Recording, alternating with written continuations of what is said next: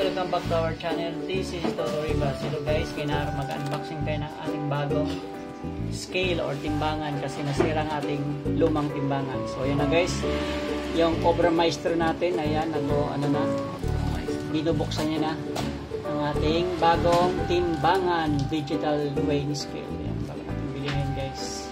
So shout out everyone, welcome. Shout out sa mga ating mga viewers, sa ating mga listeners, sa ating mga subscribers, sa ating mga friends and non-friends. Welcome back. Keep on watching guys. Friends and non-friends. So ayan na guys. Buksan niya na guys. So ayan na guys. Yung charger niya. Wire.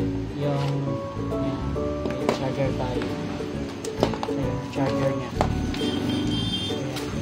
So yan na yung niya, pinakatimbangan guys. Yun, naka-sealed pa talaga siya.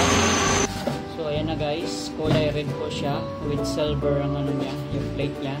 So ayan, i-testing na natin siya guys. Ayan, may manual siya. Natin to. May mga manual siya.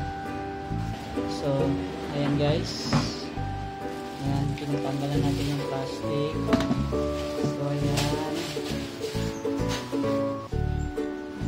So let's go. Ayan. I-on na natin siya. Ilagay muna yung plate niya guys para balance. Okay. So ayan na guys, na-fix na yung plate niya sa ibabaw, yung silver din. Switch on na siya guys. So ayan na. Kita na natin siya. So yan, naka-sit up na siya guys. So yan na natin. Magtitimbang tayo ng 1 kilo guys na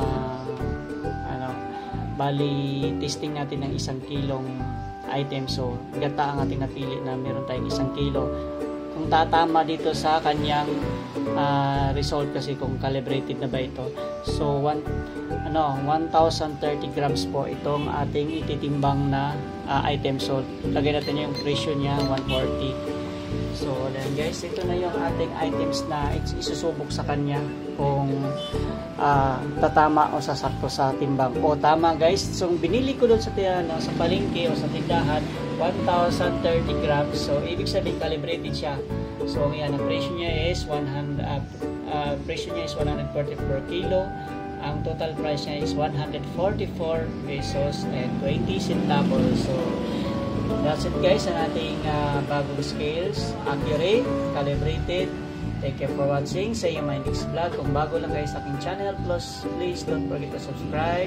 Click the bell notification button para update kayo sa ating mga bagong videos natin. Thank you for watching. Bye bye.